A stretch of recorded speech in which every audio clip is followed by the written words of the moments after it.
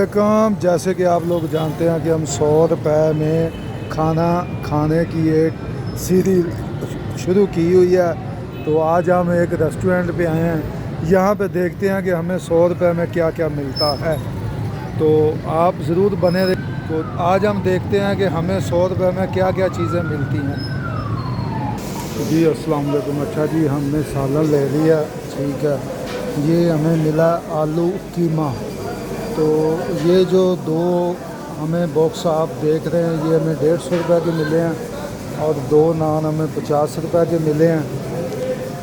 ये मैं आपको खोल के दिखा दे देता हूँ।